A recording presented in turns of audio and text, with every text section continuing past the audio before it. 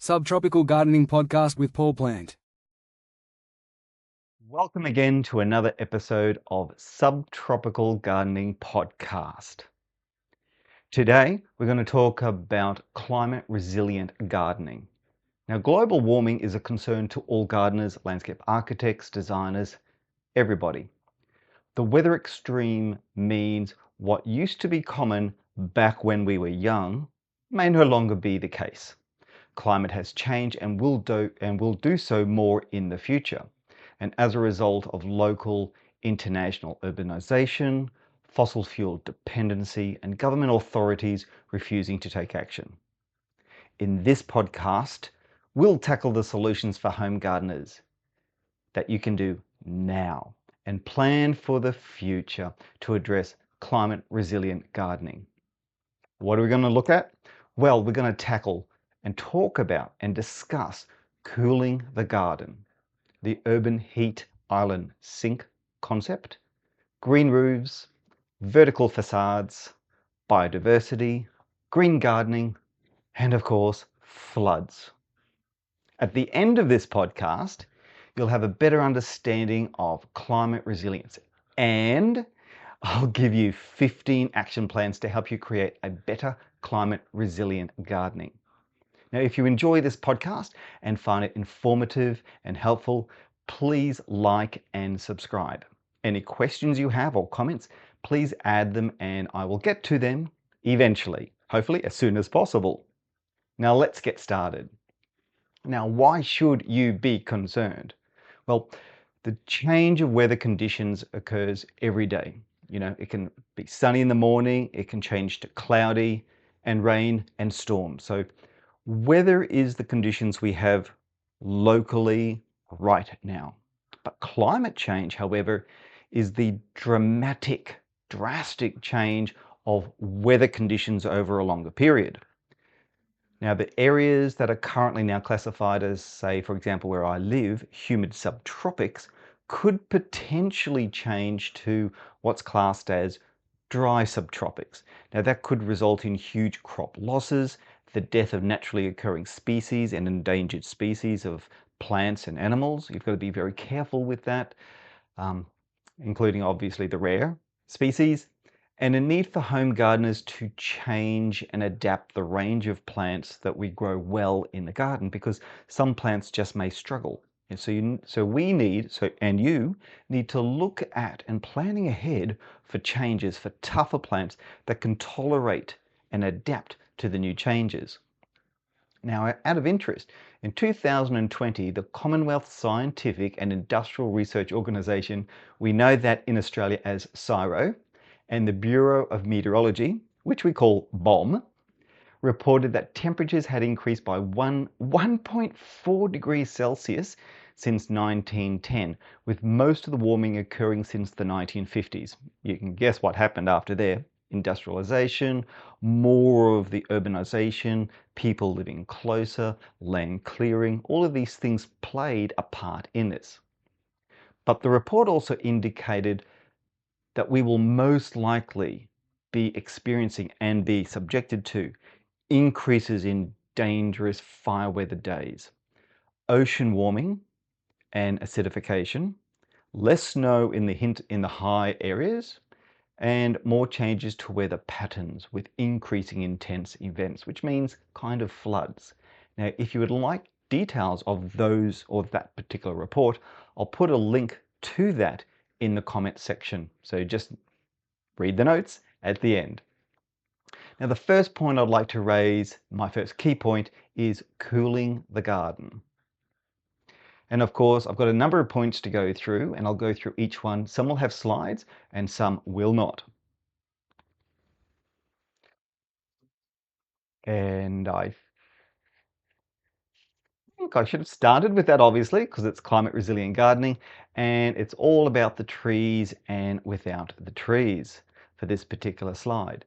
So trees, urban trees can cool the cities and suburbia and your home. And it's one of the key things that landscape architects and designers are working towards and trying to convince the councils that more trees are needed in urban environments. There are these things called the Green Cities movements, and I encourage everyone to support those as much as possible, because the ratepayers need to tell the councils, need to tell the government authorities, this is what you want, this is what we want, this is what we need, so that we can cool the cities. Now, also be aware that a cooler house means less air conditioning, which means less power. Trees are also known to reduce wind and storm damage to homes. And there are many cases around Australia and overseas that the properties that are denuded of all the trees around the house, they're the ones that got most damage, but the ones with the trees around them, I know you're afraid of trees, but they protected the house more. And yes, there were a few isolated trees that were standing by themselves that got knocked over because the surrounding trees were not helping the strength of that one tree. So what you need is not one tree, you need a massive trees, a forest of trees. We need urbanization to have trees to protect the houses. Not a single tree, masses of trees to protect the houses during storms. Also note that tree roots are known to reduce storm runoff and help to reduce erosion. They, of course, increase the value of your property. And the Real Estate Institute and real estate people know that a street lined with trees is worth far more than a street with no trees at all. So it's the amenity value that trees have, in addition to the cooling. And of course, us humans, we love this biophilia connection to nature. It helps with our wellness. You know, we walk in the park, we walk in gardens. This biophilia is our connection to nature, and it's very important that we make that connection. So by planting more trees, yes, it's got all of these environmental benefits, but it helps us as well. The biodiversity of the street trees is critical. It is essential. Now, street trees should not be the same. We don't want a monoculture of all the trees lined with the same species. That was a problem with farming systems, which is why monoculture farming, there was huge amounts of deaths when diseases and pests enter those kind of situations. All the crops failed. That can also happen with trees. We need a mix of species so that if there is one that's affected by pests or diseases, the other trees will be there growing and forming the shade and cooling the environment. So that biodiversity of tree species is critical. Also note that trees, in addition to your shrubs and ground covers and climbers, all of these other plants, all help to cool the microclimate. It's not just trees, it's the whole mix. The other thing to note on this particular image is on the left you can see a city without trees. It's fairly stark, it looks a bit barren if you're an infrastructure person. It looks good. However, if you've ever walked through a city with all of these reflective buildings and the concrete and the pavers, cities gain heat. It's called the urban heat sink concept. Whereas suburbia, the image on the right, you can actually see the trees are producing shade, there's more grass, there's more vegetation. It's a much cooler environment.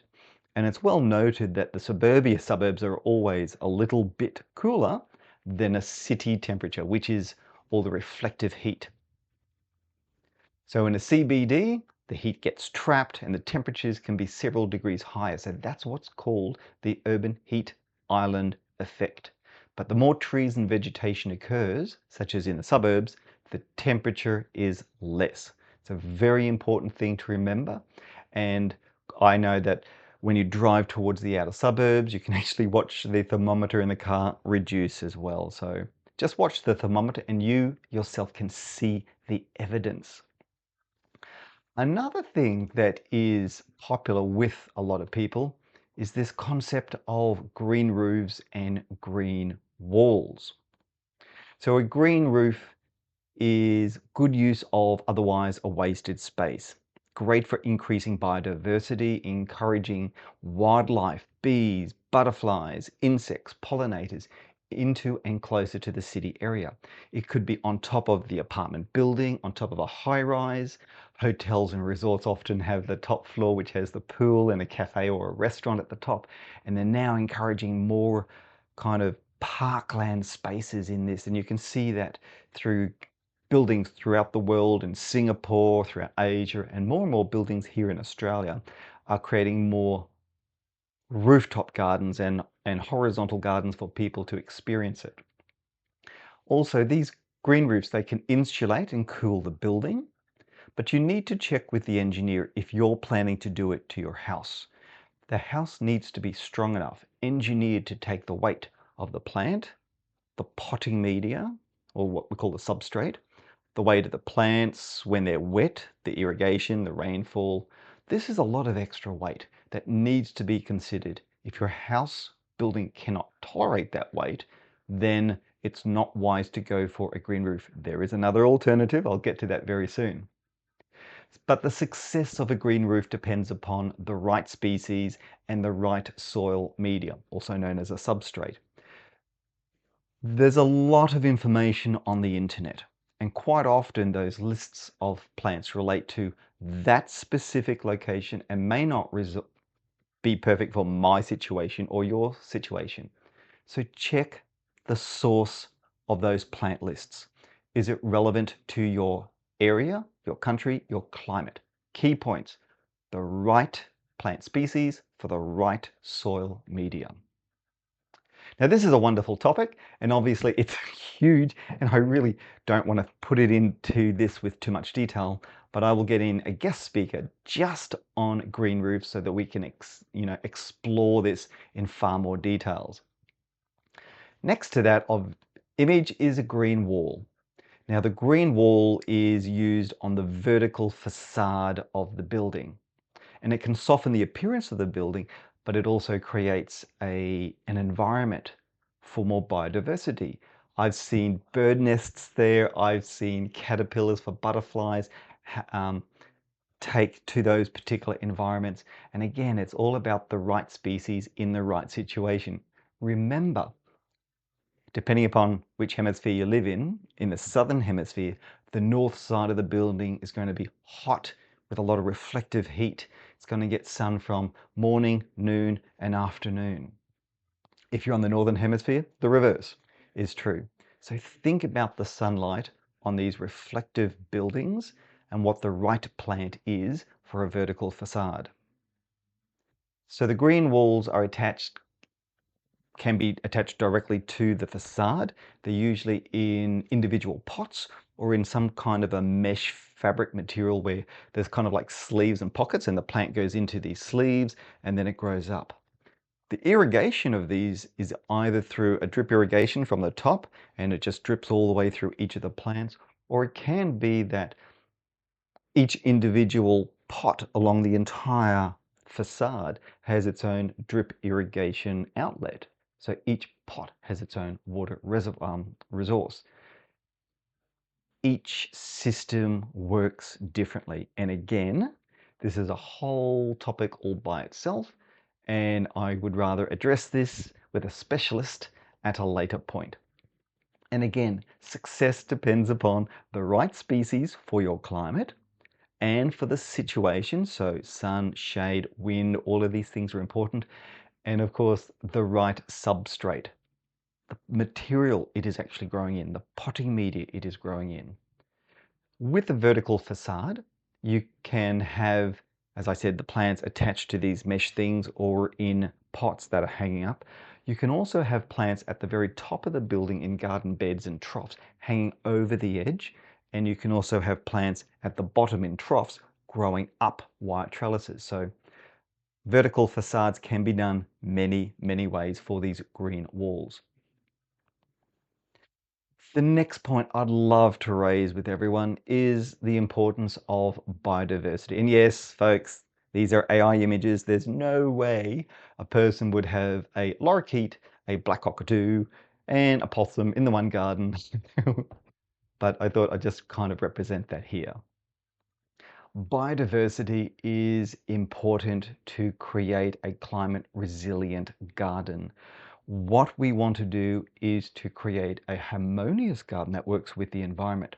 So the plant species are the foundation for a good garden.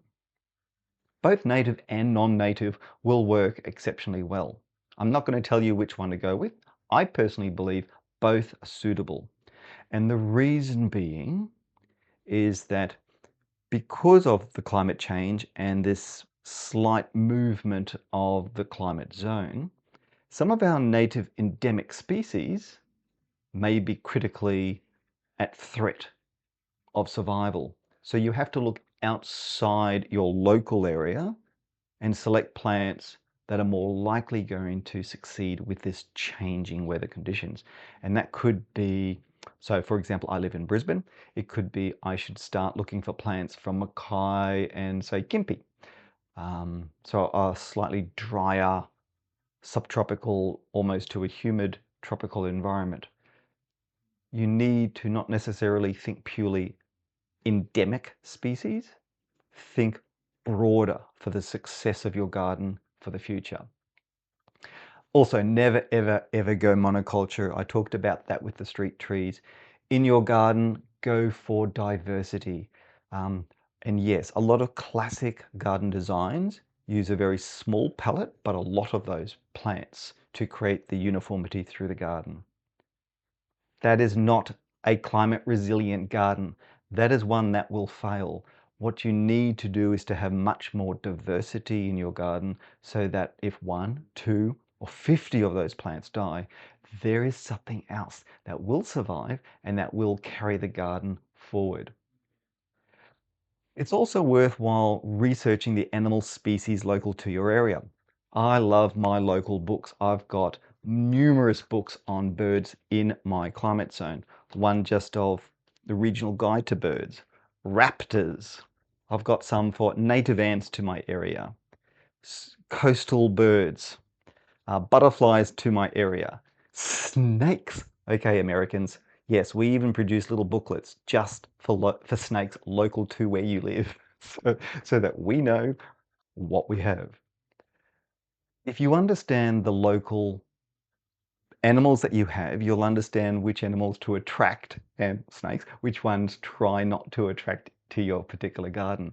Grow the right plants to attract the wildlife, and also create a corridor so that your garden is not an island of isolation, but it is part of a much larger network that you can link your neighbor's property with yours to someone else's, so your entire street becomes a corridor.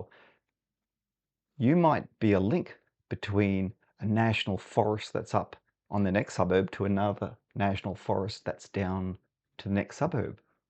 Try to create a corridor so that it allows wildlife to get from one point to the next safely. And of course, remember, wildlife on roads do not mix. Something else to think about is to increase the biodiversity. Why not make something like frog ponds, insect hotels like for bees, a butterfly host garden, which is what I do. And I have a particular passion for the Richmond birdwing butterfly and the vines for that. And the reason I do that is that this particular butterfly, the Richmond birdwing butterfly, was once listed as endangered and thought to be near extinct because of the urbanization and deforestation. And in my area, it was common all the way from northern New South Wales, all the way up to and past Gympie. Now, I'm lucky enough to have an area where the Richmond birdwing, the males and the female butterflies are still seen. So my objective is to plant as many as I can on my property so that the butterfly is still seen on my yard, but I can encourage more people to view it through social media. I put it on social media on Facebook and also on YouTube. And I propagate the plant, the vine, as much as possible. It's one of the roles I do as part of biodiversity in my yard to create that corridor, which is what I'm talking about. And I hope that you too can do something similar. Another thing you can do is just create a pollinator garden, which is just a garden full of flowers that the bees and the other insects can come to. If you've got trees, why not think about more tree hollows and nesting boxes, whether it's for birds, possums, even microbats. These are really, really important things to consider, part of the ecosystem and us working with nature, not against nature. The other thing we need to do for climate resilient gardening is decide how we wish to tackle invasive species. Now, there are invasive plant species like lantana, cat's claw vine, and a lot of others. We do not want to grow plants that are invasive, and we want to restrict them, control them, eliminate them from our gardens, and to prevent them from spreading into the bushland. Likewise, we need to deal with strategies on how to take care of feral wild animals. Now, these include deer, horses, camels, goats, pigs, cats, dogs, foxes, and hares.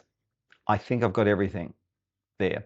Now, that's in Australia. Overseas, obviously, there might be other species, but that's what we're dealing. Oh, cane toads. That's what we're dealing with here. But overseas, you just need to identify what your invasive species are and do what you can to not encourage them, but to communicate with your local government authorities on how to control, restrict, and possibly eliminate those feral animals. Now, next point I'd like to move on is green gardening, and this is what the gardeners really, hopefully, will give you some really good tips.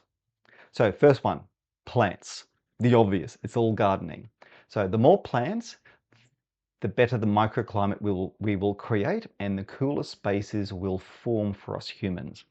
So one example is if you walk out the front of your yard and you've got a lot of reflective stone and rubble and pavers and a couple of little succulents and no trees and shrubs, there will be a lot of reflective heat from the sun coming straight back up you, and it'll be a very hot spot.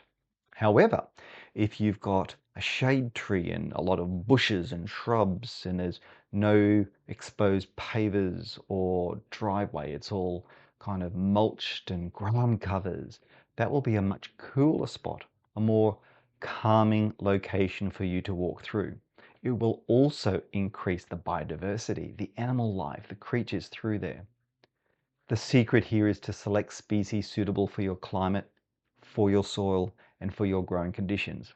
The other thing to always remember, select plants that are within your realm of maintenance. So if you don't have a lot of time to look after your garden plants, do not select plants that are high maintenance. Select plants that are lower maintenance. So, and also look for water-wise turf if you like turf. So there are different varieties and cultivars on the market.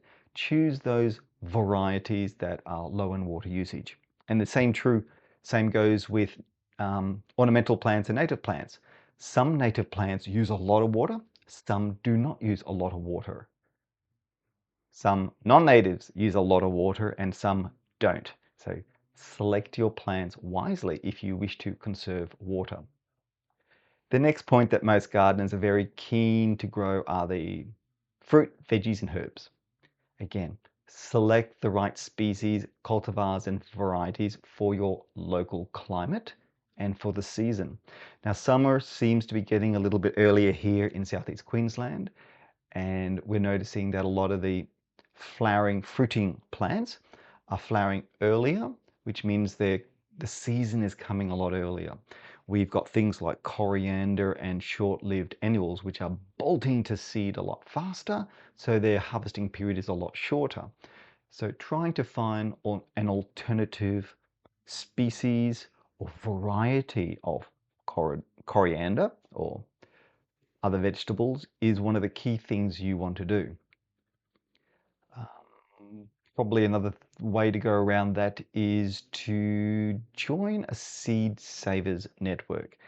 And I've noticed here in southeast Queensland in Australia, the local seed savers network, they focus on growing and sharing locally grown varieties which are better adapted to the local climate.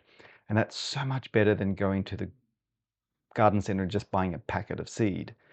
because at least if you get it from a Seed Savers network, which is a local group, you know that that variety was grown in local conditions and is hardened off for the conditions. So you basically get the next generation of tougher plants better suited to the climate.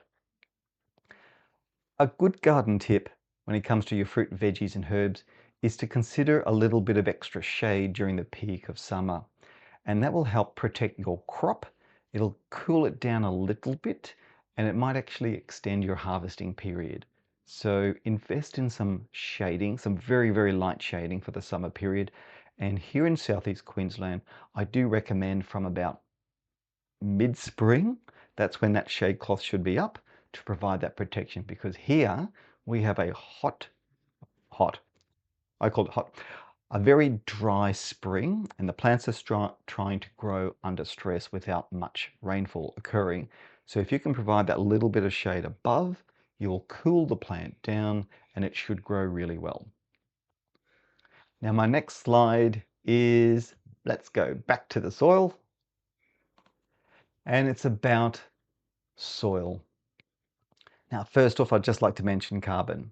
Now, most carbon is stored in the soil profile, preferably and mostly in the roots and the decaying organic matter. And that's what I want to address. We basically have two main things that most gardeners have to deal with: mulch and compost. With mulch, it basically sits on the top of the soil. It suppresses the weeds, it conserves soil moisture, it regulates soil temperature, and it reduces soil erosion, as I've got on the image on the right. And that's really what it does. You also need to be aware that there is both organic and inorganic mulch. So inorganic mulch is things like stones and gravel. They can be hot. There is environmental mining of the product, so you need to consider whether or not that is an honorable thing to consider. I know a lot of people think about food miles, but this is actually landscape miles. This is the mining of the rock and the stones, the processing of that, and then the transportation. The good thing about these inorganic mulch materials, stones and gravel, is that they are fire retardant. They do not ignite in a bushfire. Alternatively, we have organic mulch, and that's things like timber, straw, lucerne, tree clippings from the arborist. They are environmentally great. They slowly break down into organic matter. They improve the soil structure over a long time because they then become part of the compost. They transition from mulch into compost after an extended period. But some of the materials are prone to fire. So if you are in a fire-prone area, you have to be aware of that issue. The other option, of course, is living mulch, and that's my preference: plants, ground covers. These things will live. If you choose the right varieties and the species, they can also be fire suppressant. For example, fleshy leaf species like cockspurs, which are Plectranthus, now colas. There is pigface, that's the Carpobrotus. There are aloe species with succulent leaves, the bulbines from Africa. You've also got tough natives like Banksias, which regenerate after a fire. Not all, some do. So choosing a living mulch means that the plant is growing and it is spreading over the soil profile. And as it does, it shades the soil, so it cools the soil, it protects the roots, it provides a buffer to prevent sunburn, as well as water penetrating and damaging the surface of the soil, so it reduces erosion as well. A living mulch is absolutely wonderful if grown well, and it can also suppress weeds, which is a bonus. The other thing to talk about is compost and organic matter, of course. So they are there to improve the soil. It also enhances the microbes. The thing to be aware of with compost, because as I've written up there, enriches soil with the nutrients, improves the soil structure and aeration, promotes beneficial microbes, and it retains soil moisture. Be aware that if you are composting and making your own compost, there comes a point when if you do it wrong and it becomes very dense and hard, you can create an anaerobic compost pile. That's where there's not enough oxygen. When this happens, it can also release a lot of methane, which is what we do not want to do under any circumstance. So the way around that is just to make sure that you aerate it as best you can, whether it's digging or putting in, I recommend, proper plastic pipes with holes in them, and that allows air to travel in from the side and aerate the compost pile itself. So with composting, we want to avoid methane. On the next slide, I am missing a slide. I don't know where I missed a slide, but I am missing one, but no worries. Let me see if I've put it in the wrong direction. I have somehow completely missed it. My apologies, folks. I shall keep talking. So with the garden beds, reduced soil compaction is very important. So the key thing to remember here is to avoid vehicles on the soil and reduce walking on the soil. Now in farms, soil compaction tends to happen when the tractors and the vehicles go over the soil while they're doing a little bit of minor tilling of the soil. Rarely in the home garden will compaction be much of a problem unless you're in an estate where the developers have stripped all the topsoil, they've changed all the soil levels, they've compacted the natural soil landform, then they've put in the servicing pipes, they put in the roadways, they've put in the houses, etc. So all of that vehicle movement would have compacted the ground. And if you do have compacted soil, then that is something that needs to be addressed. I'd recommend you get in an agronomist or a horticulturist to deal with that. A landscaper may not be able to work with it unless they have that expertise. Now comes the big question, which is the image that I wanted was my dig versus no-till versus low-till. And this will cause a bit of a discussion amongst the no-till people. I have to say, tilling is needed to overcome compaction. Even organic farmers use low-till probably once a year or so, just to minimize any compaction that's happened over the last year or so. And tilling is a really good way to kind of aerate the soil.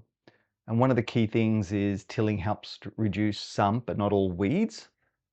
Weeds that grow by pieces in what are called stem cuttings or adventitious growth, they are problematic. They will not be removed by tilling. Bulbous weeds like onion weed and oxalis, they will also not be controlled by tilling. But the grass species and things like that, when they're kind of taken out of the dirt and the roots are exposed to the sun, they will be killed through the tilling process in most cases. If you do plan to do low till or till, it is recommended to check your pH first because that can give you an idea if you need to add in any soil buffers or amendments such as lime, gypsum or sulfur. And that way you can fix the soil up. It might also be worthwhile checking to see if you have a clay soil and whether or not you need to add in anything for flocculation. It's a beautiful word. If you don't know what it is, do a little bit of a research because if you've got clay soil, you need to investigate flocculation. Now, tillage is primarily done to the depth of about the average growth of a plant. So they say that the average plant will grow about 30 centimeters deep. Certain grasses, pasture grasses, grow a lot deeper than that. However, for the home gardener, the depth of a garden fork is sufficient. You do not need to go very deep. And if you are growing homegrown veggies, if you can till once a year, that is fantastic. If you do it once every 2 years, it's better than none. But I do recommend a bit of tilling is better than no till. And based on all the evidence. I've been watching a lot of science reports, agronomic reports from people who advise farmers who are into production horticulture, both organic farmers and large-scale farmers. Tilling is used on both of those. Now, one of the main concerns and fears about tillage is that it will disturb and kill all your microbes, your myceliums and earthworms. And yes, some of those microbes will die and the earthworms will probably be chopped in half and the mycelium will be chopped. But the tilling process adds oxygen at the same time. And what they've found through their analysis was that, yes, there's a death of some of the microbes, but there's also an explosion because the introduction of oxygen has increased more microbes, stimulated more microbes than the actual death of the microbes. So what happens is there is this increase of microbe population, which are on a feeding frenzy, and then it forms a plateau, and then it forms a decline. So you actually get a balance over the long term. So it's a short loss of microbe and earthworm population, but in the long term, it works out almost the same. Microbes will be okay. You may need to till the soil, as I said, probably about once a year for optimum cropping. And this is, as I said, this is a tactic what commercial organic farmers use. And just like if you have a clay soil that needs flocculation and you need some advice, if you have a perched water table, and I did a agricultural degree, I used to hear a lot of this out in the clay areas of Gatton and beyond that. And I don't tend to hear much of it these days while I'm a little bit closer to the coastal areas. But if you do have a perched water table, consult a qualified agronomist or a horticulturist before doing any tillage. You need to address your problems before you start chopping through your soil. You could make it worse. Now, soil ameliorants are inorganic and or organic products that can condition the soil. Now, these are applied to the soil to enhance the quality of the soil, and basically they improve plant health, growth, vigor, fruit production, everything you want. But what is a soil ameliorant? Well, basically, organic matter and mulch. They say that the objective is to have around about a 5% organic matter in your soil. How do you measure that? Well, you can send an analysis to a couple of farming analysis laboratories and they can do it, but it's filthy expensive. There are a couple of little home kits you can try as well. I'll see if I can track down some links and I'll put it on in the comment section of this podcast. The other thing is you can add things like activated carbon products like biochar, you can add rock minerals, animal manures, and a big question is synthetic fertilizers. And I'm saying that because soil ameliorant is both an inorganic or an organic chemical product to the soil. And please remember, everything on earth is based on chemistry. So products that are organic are chemical. They are organic chemistry, as opposed to the synthetic chemistry of other fertilizers. Whether or not you use the synthetic fertilizers, I will leave that up to you. Another key thing to remember with climate resilient gardening is the objective of recycle and reuse. Now, the good thing with landscaping is that landscape materials are using a lot of repurposed products now. So old building concrete foundations are now being repurposed as foundation buildings or road base and things like that. There is reuse of timber from old buildings are now being repurposed as park seats and structures in gardens. That's fantastic.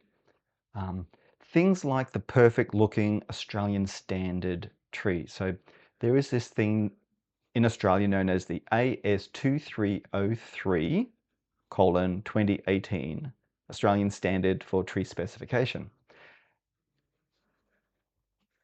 Some trees meet that standard, some trees don't. Now, if you want a climate resilient gardening, throw out the standard, you just want a tree. There is nothing wrong with a non-standard tree because it will look perfectly fine, giving it a few years' time. In fact, the sustainable strategy forwards is to ignore the Australian standards and just plant the trees based on the species. So the species needs to be correct for the situation. The plant will be fine.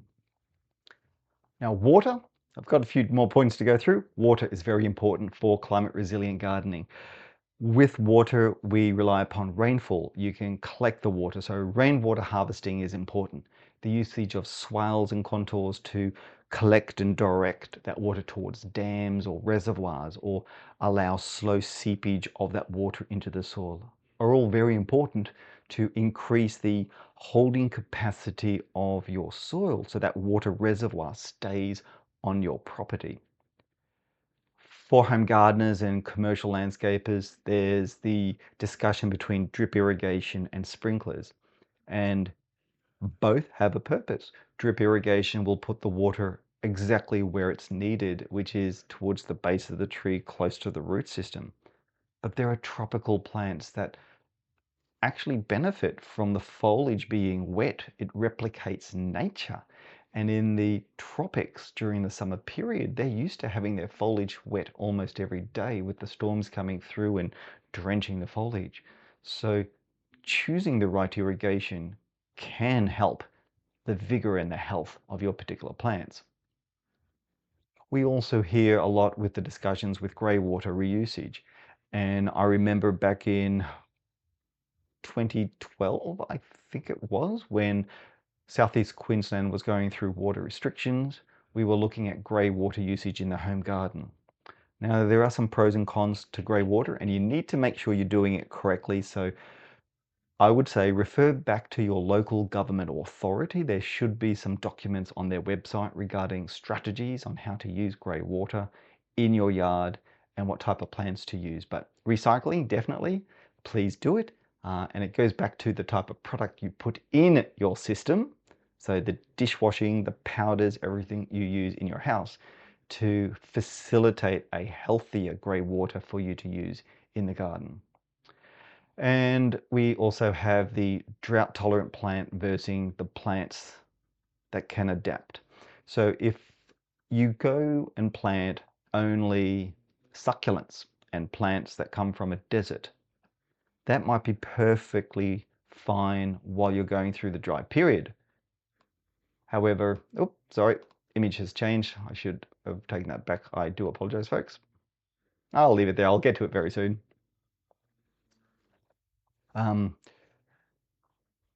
If you keep planting just succulents during the dry period, that's fine. They'll look fantastic. However, rain will come, like floods, like this image above me. And most of those drought-tolerant plants will probably collapse and die. Ideally, what you should be selecting are plants that are resilient to different amounts of water, that can tolerate heavy downpours and also dry periods. Otherwise, you go through cycles. You grow plants during the dry season, they look really good, and then when it becomes wetter, they die. You replace them with a different type of species. Now we get to the image that is up there. Floods. Floods cause so many problems and so many concerns for all of us. There is damage to the soil. There is the water logging. There is the weight of the water that compacts the soil. That weight can also crush and kill a lot of plants. You've got silt buildup, which is over a lot of the plants, and that in itself is really bad. You've got the plants that are dying, both the plants and also the microbes.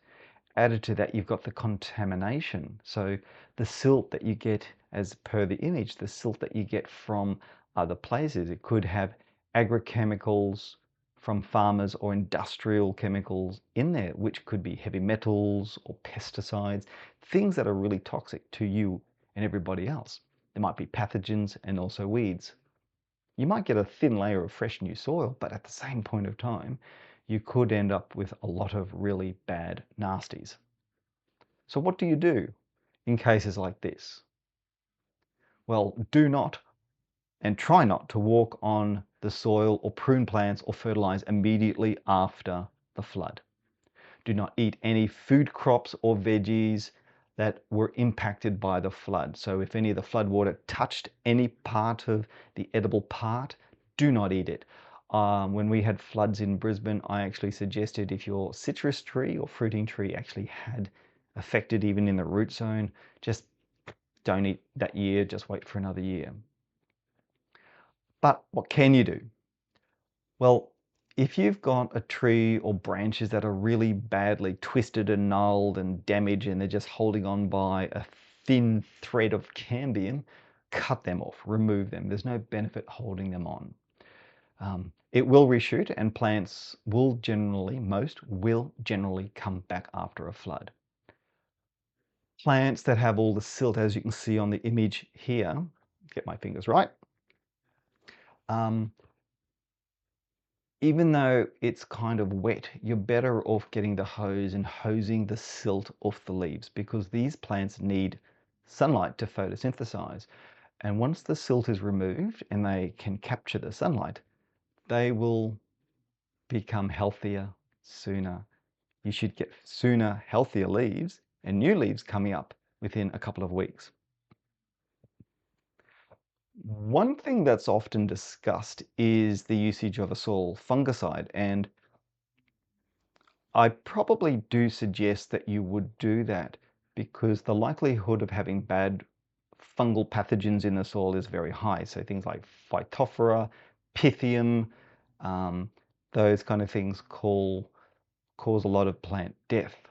And if you're able to kill them off as soon as possible, that will help your plants to recuperate. That said, spraying or using a fungicide, whether it's natural or chemical, will also kill any beneficial fungi that are in there. So how do you overcome that? Well, if you wait a few weeks or even a month, you can now apply fresh compost, add some fertilizer and add microbes. So there are products on the market where you can apply a compost with added microbes in there, and that will definitely invigorate, activate, and bring your garden back to life. But wait a few weeks, if not a month, for you to do that. I know it's a little bit impatient and very frustrating, but it's very, very important. Now, just as a reminder, if you have enjoyed this podcast so far and find it informative and helpful, I'd really appreciate if you could like it, give me a thumbs up and subscribe. Your support is indeed greatly appreciated because if I can get more people following the Subtropical Gardening podcast, it means that I can grow the channel, have more guest speakers here, and we can talk about a lot more different things on the Subtropical Gardening podcast. Let me go back to here, and now for the final summary, the wrap up. Now it's the call to action time. What can you do as a gardener? Now I'm going to have these notes in the comment section to make life so much easier. Here are the 15 core points that I want to ask all the gardeners, including you. This is your call to action, folks. Number 1, canopy trees. If you have the space, consider the importance of the shade, the cooling, and the wildlife habitat that the trees form and provide. Point 2, green roofs or roof gardens and hanging baskets, vertical walls, all of these things are worth considering, especially if you have a limited space. If you live in a unit, ask the body corporate, is there potential to do something up on the roof? It will help create a more sustainable, climate resilient garden scenario if we can provide options for wildlife, for the pollinators, and we can experiment with plants on the roof, on the vertical walls and in hanging baskets. Number 3, replace concrete pavers with the plants. Go for lawns, go for ground covers. Try to reduce the reflective heat that happens in the home garden. I know I've visited so many gardens where walking around is fine. The walking pathways, easy access, so you're not tripping and slipping. Those need to be all weatherproof. Concrete or some other material is perfectly fine. But for the vast majority of the space, please consider replacing that concrete and the pavers. Number 4, aim to recycle, reuse, and repurpose as much as possible. So it could be trying to think of a new way to use something in your garden. And if you're going to a jumble sale or going to the recycling factory that the local or the station that the local council has, go through it, see what things you can use in your garden to recycle, reuse, and to repurpose. Number 5, biodiversity is critical. Think about growing both native and non-native species to increase the biodiversity of animal life in your garden. Think about the species, the animal life that's native to your area and how you can bring them closer into your garden. Do they need one specific genus or species of a plant life to exist? Or can they live on a range of different plants? So most bees will go to a complete mix of plants provided the nectar and the pollen are there. Butterflies, however, have a limited number of species where they lay their eggs because the caterpillar will only survive on certain host plant species. So growing those host plants are very important. Hence, with the Richmond birdwing, I grow the Richmond birdwing vine, the Parastolochia pravenosa, so I can get the caterpillars to grow to form the butterflies. Point 6, collect rainwater and mulch. Don't throw mulch in the bin. Don't take it to the tip. Collect the rainwater as much as you can in dams or in rain tanks. Collect the mulch as it comes out of the trees or on your driveway. Sweep it up and then put it back into a garden bed. That's free mulch, folks. You didn't pay for it. It came out of the trees. So why not reuse it? Composting. Point number 7. Aerate the compost to reduce the methane production. Quite often, a lot of people completely forget this point. Once your compost goes anaerobic, which means it's starting to smell, it's releasing methane, and we need to stop that. What we want is an aerobic compost process, so we need to add more oxygen. So turning, churning, rotating that compost is very important. Number 8, mulch the garden with living plants. As I mentioned before, replace those concretes and mulch. Number 9, with your garden beds, I'll let you choose whether you want to dig or no dig, or I should say till or no till. I think tilling is critical. You can do low till. So not no till, not no dig, not till, it's low till. So you're doing minimal tilling, minimal digging, just to where the seed is going or the hole is being, so you don't have to dig a big hole for a plant. You dig a smaller hole so the plant just fits in.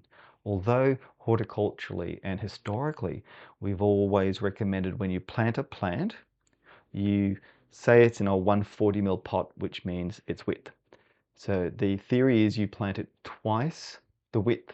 So a 140 ml pot, 280 ml diameter hole, make it 300, and 1.5 times the depth, which is around 250 ml deep, 300 deep. So that's the theoretical classic minimum hole you dig.